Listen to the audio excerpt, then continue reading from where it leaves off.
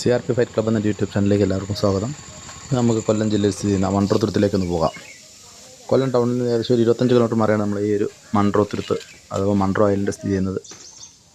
അപ്പോൾ നമ്മൾ ഈ മൺട്രോത്തുരുത്തിലോട്ട് വരുമ്പോൾ എസ് വളവ് എന്ന് പറഞ്ഞൊരു ഏരിയയാണിത്.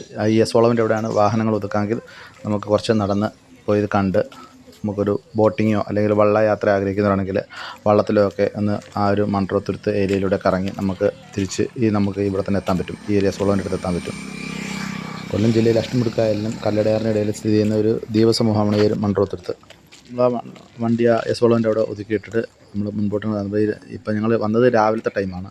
രാവിലെ ഒരു 8 മണി ടൈമിലാണ് അവിടെ വന്നത്. അവർ ആക്റ്റീവായി തുടങ്ങിയിട്ടുള്ളായിരുന്നു. അവിടെ കടകളും കാര്യങ്ങളൊക്കെ ആക്റ്റീവായി തുടങ്ങിയിട്ട് നമ്മൾ അതിൻ്റെ സൈഡിലൂടെ ഈ ഒരു 2 കായലിൻ്റെ ഇടയിലൂടെ ഇങ്ങനൊരു ചെറിയൊരു പാത കാണാം. ഇത് നമ്മളിവിടെ ചെന്നിട്ട് ഇവിടെയാണ് നമ്മൾ ബോട്ടിങ് എടുക്കാനുള്ള ഒരു ഏരിയ ഉണ്ടെന്ന്. നമ്മൾ ഈ റോഡിൽ മൊത്തം ഇതിൻ്റെ ആളുകൾ ഇവിടെ നിൽക്കും. നമ്മൾ ബോട്ടിങ്ങിനും വള്ളത്തിനൊക്കെ ആവശ്യമുണ്ടോ എന്ന് ചോദിച്ചാൽ ആളുകൾ നിൽക്കാറുണ്ട്. പക്ഷെ ഞങ്ങൾ ഇങ്ങനെ നടന്ന് ഈ ഒരു ഭാഗത്തെത്തി.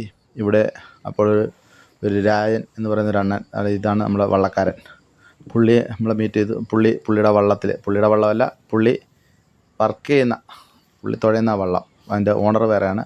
അപ്പോൾ പുള്ളി ഞങ്ങളെയും കൊണ്ട് ഈ ഒരു മൺട്രോത്തുരുത്ത് ഈ ഒരു കായൽ, ഈ ഒരു കണ്ടൽക്കാടിൻ്റെ ഇടയിലൂടെ നമുക്കൊരു 1 മണിക്കൂർ റൈഡിന് പുള്ളി 500 രൂപയുള്ളൂ. 1 മണിക്കൂർ റൈഡ് ചെയ്യുന്നതിന്. ഒരു വള്ളത്തിൽ ഏകദേശം 8 പേരോളം അവർ കയറ്റും. ഞങ്ങളിപ്പം ഫാമിലി മാത്രമായിരുന്നു, ഞങ്ങൾ 4 പേര്. അപ്പം പുള്ളി തന്നെ ഞങ്ങളെ അവിടുന്ന് ആ വള്ളത്തിൽ കയറ്റി നമ്മൾ ആദ്യം ഈ ഒരു ഏരിയയിലൂടെയാണ് പോകുന്നത്. ഈ ഒരു കണ്ടൽക്കാടിൻ്റെ ഇടയിലൂടെ നമ്മൾ അപ്പുറത്തിറങ്ങിയതിന് ശേഷം അവിടെ നമ്മൾ കുറച്ച് നേരം ഫോട്ടോ ഒക്കെ എടുക്കാനായിട്ട് പുള്ളി നിർത്തി തരും. രാവിലത്തെ ആ ഒരു ടൈം അതിൻ്റെ വരുത്തുന്ന നല്ല മനോഹരമായിരുന്നു ആ ഒരു ഏരിയ. വലിയ വെയിലും കാര്യങ്ങളൊന്നുമില്ല. അതിമനോഹരമായിട്ടാണ് ആ ഒരു ഏരിയ. നമുക്ക് വലിയ വെയിലൊന്നും ഇല്ലാതെ തന്നെ, കാരണം 1 മണിക്കൂർ യാത്ര നമ്മൾ ആ ഒരു വള്ളത്തിൽ നമ്മൾ 1 മണിക്കൂറാണ് നമ്മളെ കൊണ്ടുപോയിട്ട് തിരിച്ചുകൊണ്ടാക്കുന്നത്. അപ്പം ഈ ഒരു ടൈം അതിൻ്റെ ഒരു നമുക്ക് നല്ല രീതിയിൽ ആസ്വദിക്കാൻ പറ്റും. ഈ ഒരു തുരുത്തിന് ഈ ഒരു പേര് വരാൻ കാരണം, ഈ മൺട്രോത്തുരുത്ത് എന്ന പേര് വരാൻ കാരണം, റാണി ഗൗരി ലക്ഷ്മിഭായ് തമ്പുരാട്ടി കേണൽ മൺട്രോയെ, ബ്രിട്ടീഷ് റെസിഡൻ്റായിരുന്ന കേണൽ മൺട്രോയെ 1810 ഇവിടുത്തെ ദിവാനായി നിയമിച്ചു. അപ്പോൾ 1810 മുതൽ 1815 വരെയായിരുന്നു കേണൽ മൺട്രോ ഈ തുരുത്തിൻ്റെ ദിവാനായി ഇരുന്നത്. ആ ഒരു ഭരണകാലത്ത്, ഇദ്ദേഹത്തിൻ്റെ ഒരു ഭരണകാലത്ത് ഈ തിരുവിതാംകൂറിന് ഏറെ നേട്ടങ്ങളൊക്കെ കൈവരിക്കാനായി.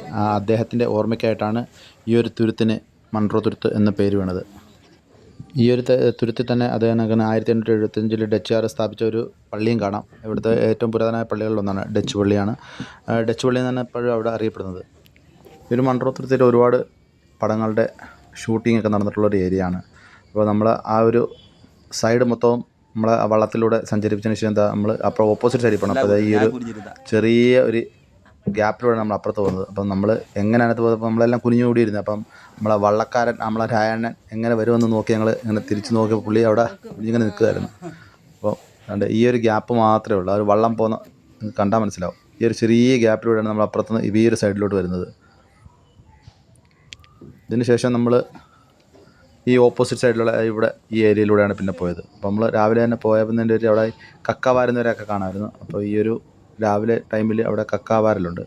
അപ്പോൾ അതുകൊണ്ട് അതിനകത്ത് ഒരു വള്ളക്കാരൻ ഉണ്ട്, ഇവിടെ കക്ക വാരുന്നത് കാണാൻ കഴിയും നമുക്ക്.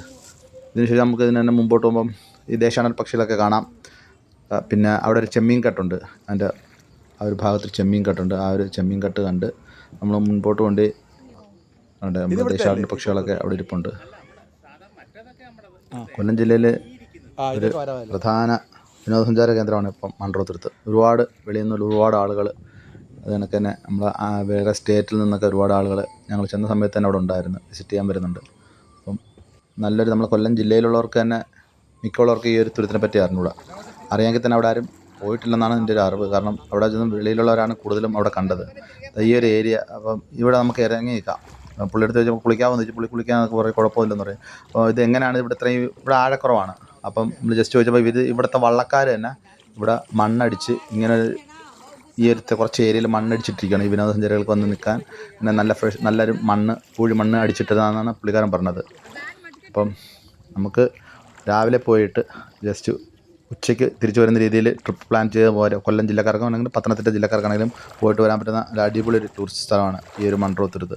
വലിയ ചിലവോ കാര്യങ്ങളൊന്നും വരുന്നില്ല. നമുക്ക് അവിടെ പോയാൽ നല്ല ഫുഡ്, നാടൻ ഫുഡൊക്കെ കിട്ടും. വലിയ റേറ്റൊന്നും വരുന്നതല്ല. അപ്പോൾ നല്ല ഒരു എൻജോയ്മെൻ്റ് ആവാൻ പറ്റിയൊരു സ്ഥലമാണ്.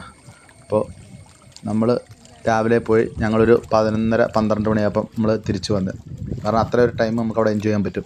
അപ്പോൾ പെട്ടെന്ന് നിങ്ങൾക്ക് പോയിട്ട് വരാൻ പറ്റുന്ന നല്ലൊരു ടൂറിസ്റ്റ് സ്ഥലമാണ് ഈ ഒരു മൺട്രോത്തുരുത്ത്. ഇവിടെ പോകുന്നവർക്ക് ഏറ്റവും ബെറ്റർ ടൈം എന്ന് നോക്കിയാൽ എനിക്കൊരു മനസ്സിലായതെന്ന് വെച്ചാൽ ഞാൻ നേരത്തെ മുമ്പ് പോയിട്ടുണ്ടെന്ന് ഉച്ചയ്ക്കൊക്കെയാണ് പോയിട്ട്, പക്ഷേ നമുക്ക് എൻജോയ് ചെയ്യാൻ പറ്റിയത് രാവിലത്തെ ടൈമാണ്. ഒരു വെളുപ്പിനെ ഒരു 6 മണിക്കൊക്കെ പോകാമെങ്കിൽ 7 മണിയൊക്കെ ആകുമ്പോൾ നല്ല അടിപൊളിയൊരു ടൈമായിരിക്കും നമ്മൾ കാണാൻ. നമ്മൾ ഇറങ്ങിയത് അവിടെ നിന്ന് ചായ കുടിച്ച് നേരെ തിരിച്ച് വീട്ടിലോട്ട് വന്ന്.